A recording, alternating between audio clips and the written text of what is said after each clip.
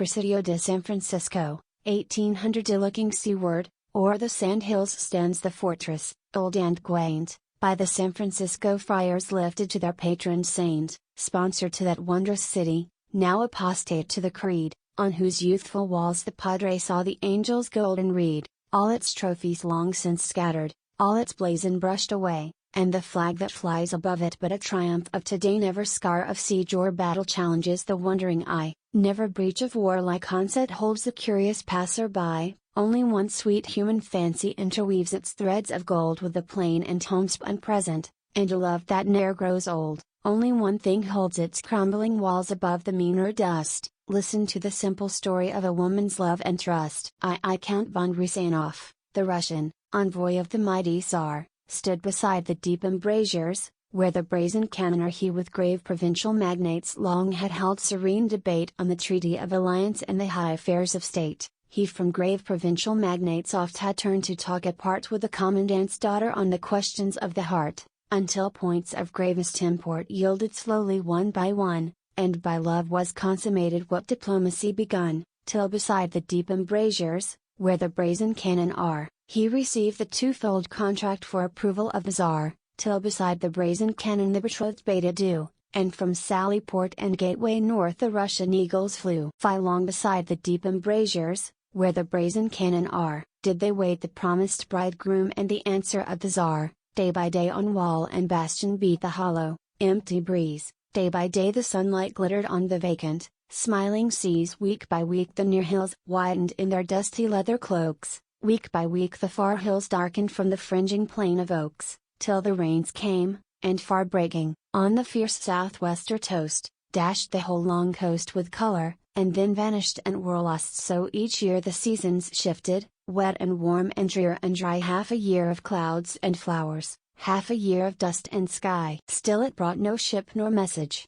brought no tidings, ill or meet, for the statesman-like commander, for the daughter fair and sweet. Yet she heard the varying message, voiceless to all ears beside. He will come, the flowers whispered, come no more. The dry hillside still she found him with the waters lifted by the morning breeze, still she lost him with the folding of the great white-tinted seas, until hollows chased the dimples from her cheeks of olive brown, and at times a swift, shy moisture dragged the long sweet lashes down, or the small mouth curved and quivered as for some denied caress, and the fair young brow was knitted in an infantine distress. Then the grim commander, pacing where the brazen cannon are, comforted the maid with proverbs, wisdom gathered from afar, bits of ancient observation by his fathers garnered, each as a pebble worn and polished in the current of his speech. Those who wait the coming rider travel twice as far as he, tired wench and coming butter never did in time agree. He that getteth himself honey, though a clown, he shall have flies.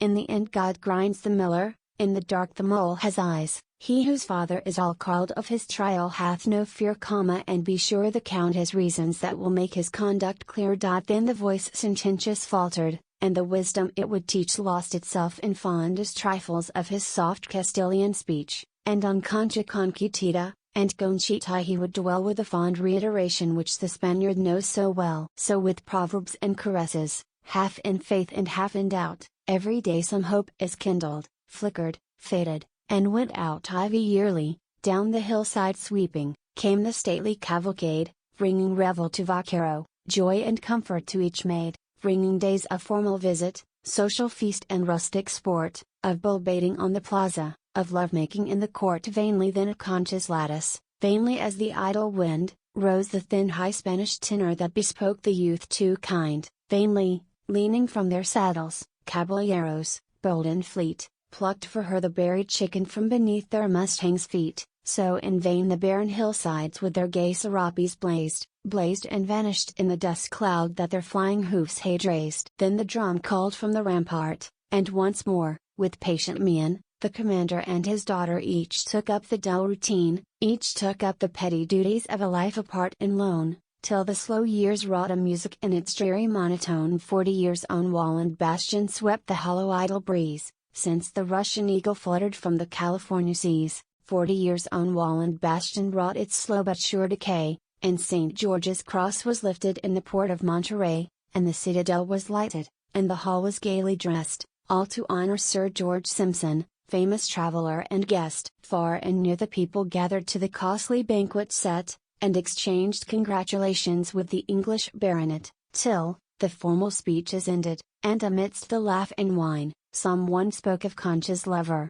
heedless of the warning sign. Quickly then cried Sir George Simpson, "Speak no ill of him, I pray. He is dead.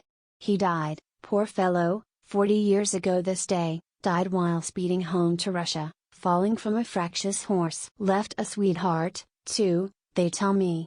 Married, I suppose, of course. Lives she yet?" A death-like silence fell on banquet, guests, and hall, and a trembling figure rising fixed the awestruck gaze of all. Two black eyes in darkened orbits gleamed beneath the nun's white hood, black serge hid the wasted figure, bowed and stricken where it stood. "Lives she yet?" Sir George repeated. All were hushed as Concha drew closer yet her nun's attire. "Signor, pardon, she died, too,